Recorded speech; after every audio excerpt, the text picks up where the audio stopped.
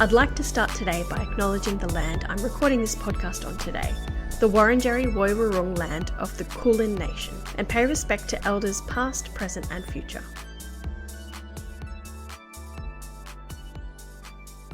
Hello everyone, it's been a while.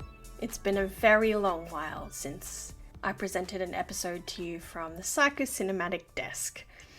It's currently the 31st of March, which is Easter Sunday. 4 years ago on Easter Sunday, I gave birth to a child.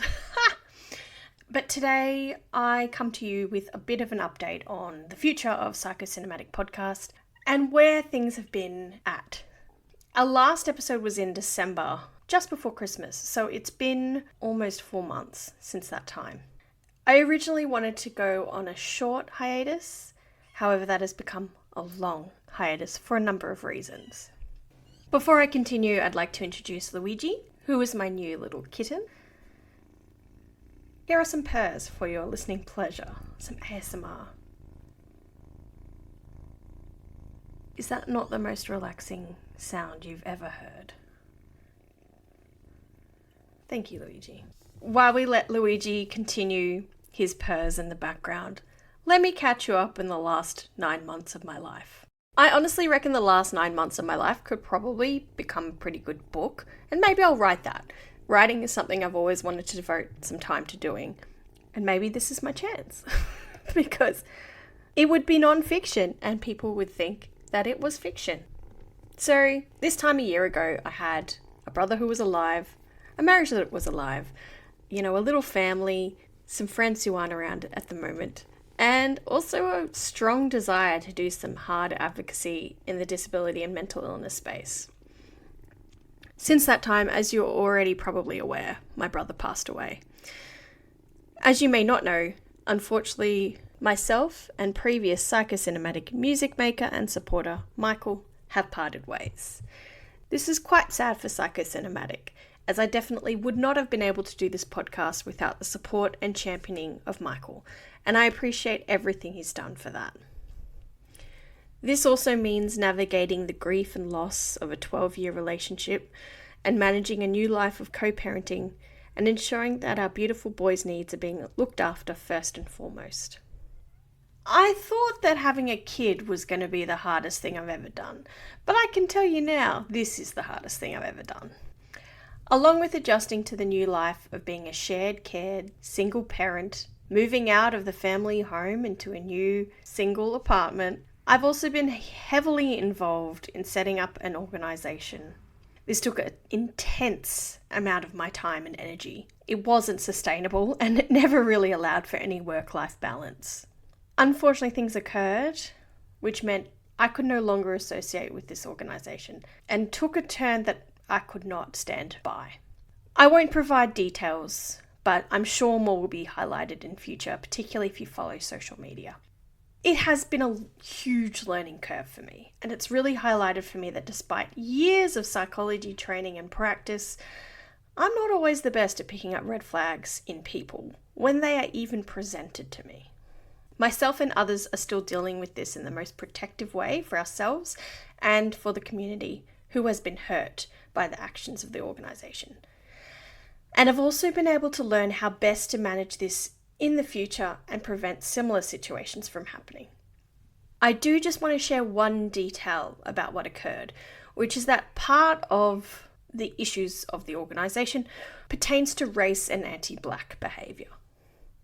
The most valuable thing to take away from this experience for me is that as white people, we have a duty and responsibility to educate ourselves about how to be good white allies and to be as safe white people as we can be to the Black community. We can only get that education from Black advocates who have chosen to work to do this education, which also means paying Black educators for their work. I highly, highly, highly recommend Asiatu, autistic abolitionist, who myself and others have been engaging with to help be the best ally moving forward, and it has been absolutely invaluable learning.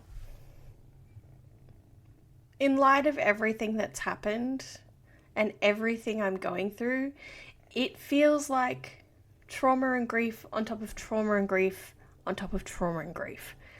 And there hasn't been really a lot of time and slowness to actually process all the goings on in my life. It feels like so much radical shift at once, and I can barely keep up with it. And as I've been dealing with these, I've been attempting to put things in motion for the podcast to come back again. But something's always gotten in its way. And I think this is the universe telling me to have a proper break, to actually stop, slow down, and allow space for myself to process and heal and figure out what the fuck has happened in my life. And I think by doing that, I'll gain some wisdom and I'll gain some learnings from everything that's occurred. I do feel that with space, creative energy will come seeping back in because I haven't had a lot of that lately. And I think that comes with rest as well. If we don't rest, we're not really giving our best selves to projects. So what I propose to do is to pause the podcast, continue the hiatus until next year. Use the energy I have leading into next year to record episodes where possible so that I can start next year fresh and ready to go. And that'll give me some opportunity to revamp the look and the sound of Psychocinematic and perhaps make things a little bit more sustainable down the track.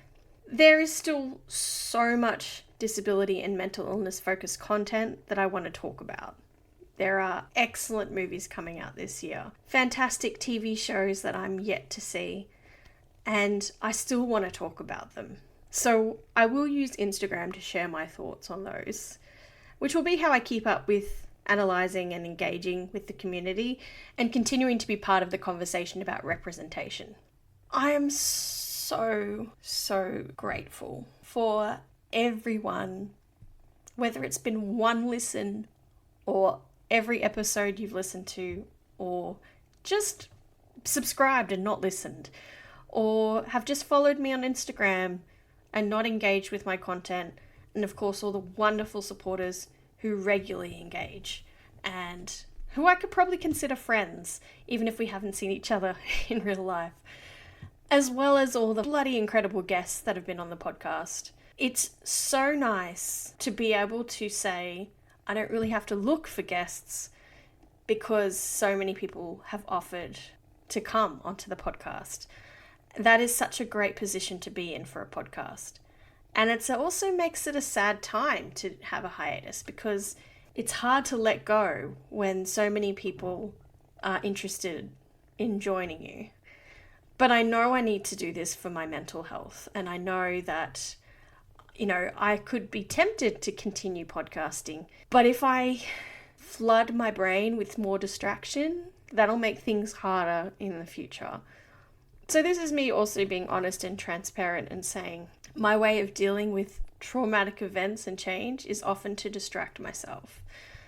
And I can't do that if I want to be able to properly heal from it. So that's what I'm doing this year.